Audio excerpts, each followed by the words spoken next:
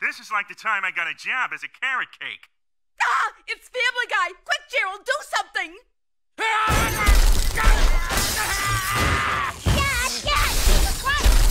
In 2006, South Park joked that Family Guy is written by a group of unintelligent manatees. On the surface, it seems like lighthearted ribbing, but it wasn't. On a DVD commentary track, Trey Parker would flat out state that he and Matt Stone don't respect Family Guy's writing, and followed that up by adding that the industry felt the same way, stating that after the Manatee episode, The Simpsons producer sent them thank you flowers, as did the King of the Hill's writers. He said everyone in the industry came together over their hatred of Family Guy at that moment. So, what did Family Guy do in response? Well, it kept on kicking, successfully, for almost 20 seasons, and there's a reason for this. Despite the manatee jokes, Family Guy understands the structure of comedy as well as almost any other show. The difference between it and other shows, and what might cause this kind of reaction, is how the writers bend that structure to their will. Family Guy is reasonably calculated comedy masquerading as stupidity, and for the most part, well, enough of the time, it works so well. So how does Family Guy tell a joke?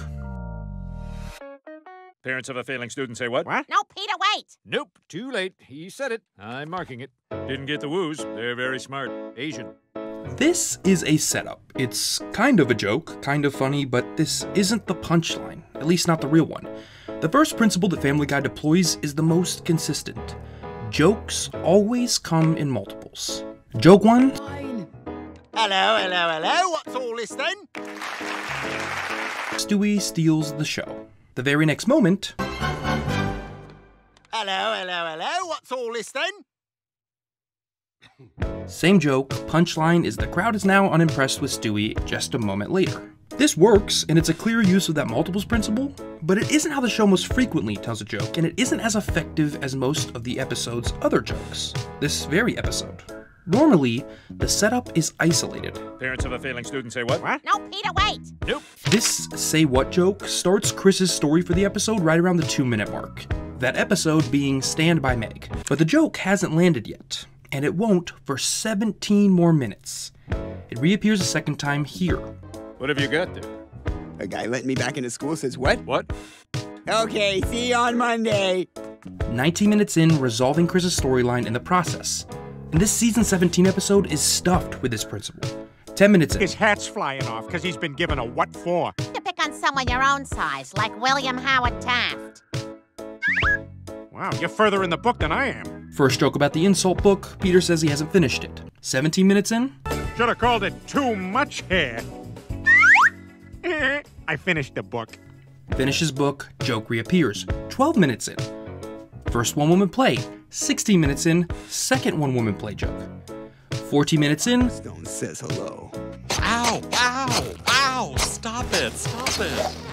First Michelin Man gag. Literal last scene of the episode. 8 minutes later. That's him. That's the one who popped me. He returns for another joke. This isn't setup punchline, this is setup punchline, punchline, punchline.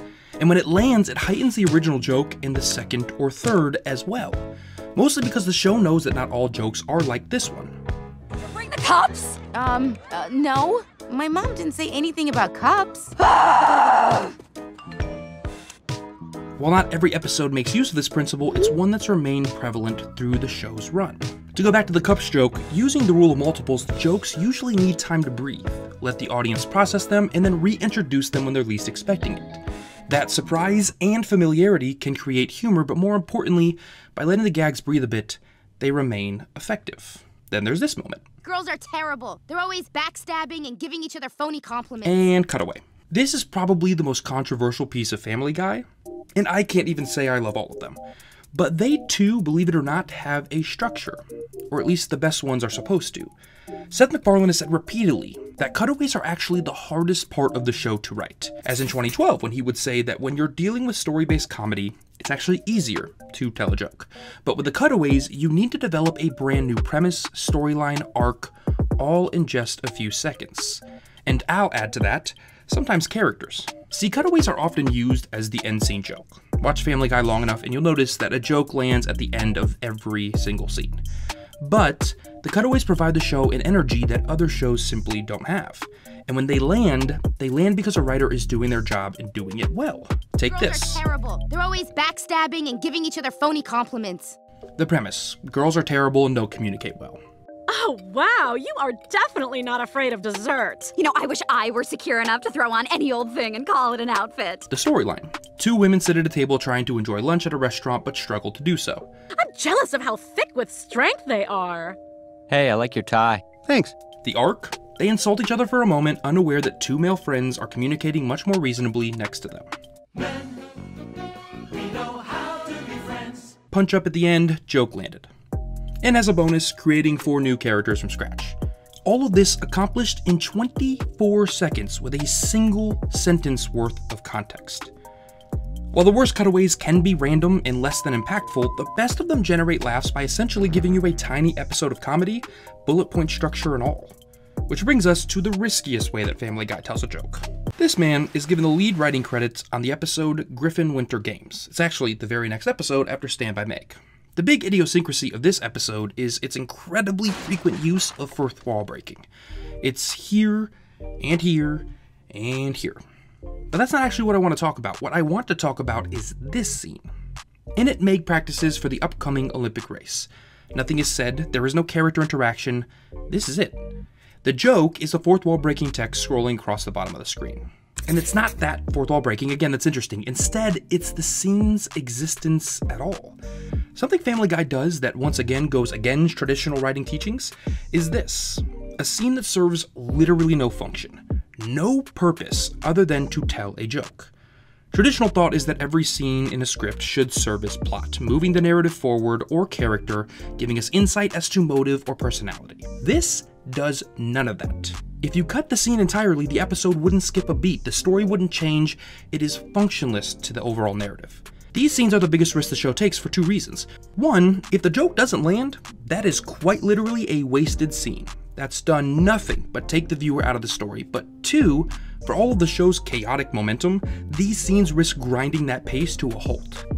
Yes, it is the simplest way the show tells a joke as well, but it either works and the scene earns its place through humor, or it fails and slows the show down. The same can be said for the television segments that open or mid-cap an episode. But what's most important is that all of this is done in the most traditional television structure ever created, the A and B story structure. A structure that's deployed in most non-special Family Guy episodes. You know, the ones that aren't bottle episodes or time travel episodes, or the parody episodes like making fun of Charles Dickens novels. This A and B structure is the glue that holds Family Guy together, and the mold they use for that bending I mentioned earlier. It's an incredibly simple and obvious structure to anybody watching the show, and it's also relatively ubiquitous in sitcoms. You've seen it a million times. Phyllis is getting married, and this has Pam and Jim thinking about their relationship. Meanwhile, Michael wants to feel involved in the wedding and ends up getting kicked out. Jess and Winston lead an after-school bell group, and tension between the two creates problems. Meanwhile, Nick and Schmidt fight over DIY projects in the loft. In Stand By Meg, Stewie tries to return the favor for Meg saving his life. Meanwhile, Chris gets sent to a vocational school filled with Italians. This is a structure the show has leaned further and further into as the run has continued, and it allows for the writers to surround the chaotic cutaway structure with similarly brief and rapidly digestible storylines. Most importantly, it gives the show a clear, easy-to-follow structure that grounds the kinetic energy of the show. It's interim scene jokes, it's multiples, it's comedy. Say what you will about Family Guy, I have. But it's hard to argue with the show's successes. I think what's even harder to argue, though, is that Family Guy isn't interesting, or better yet, never was. Has the show become reliant on special episodes later in its run? Absolutely. Again, bottle episodes like Stewie the Therapist or the Dickens parody are nearly every other episode occurrences in some of the later seasons. But what would the show be without trying something new after 2 decades? So I guess I can't really blame them. But what hasn't changed, at least all that much, is how Family Guy tells its jokes, how they structure their comedy, and how often they make their own rules surrounding those templates. Is Family Guy the same show that it was in 2006? That's really not for me to decide, but what I will say is that no matter what you write, or animate, or direct, or create, if enough people are calling this the work of idealist manatees, and they kept on pushing anyway, then there's some rules you might want to follow too in your creative process. Structure, write, land, and just keep swimming. Well guys, that is it for today's episode of Nerdstalgic. As always, if you enjoyed this, press the like button down below and hit subscribe if you want to make sure you don't miss any of the episodes in the future. I am sorry for the brief hiatus, but I am back. I guess now I should do some fourth wall breaking, take into the real world, and talk about Warby Parker.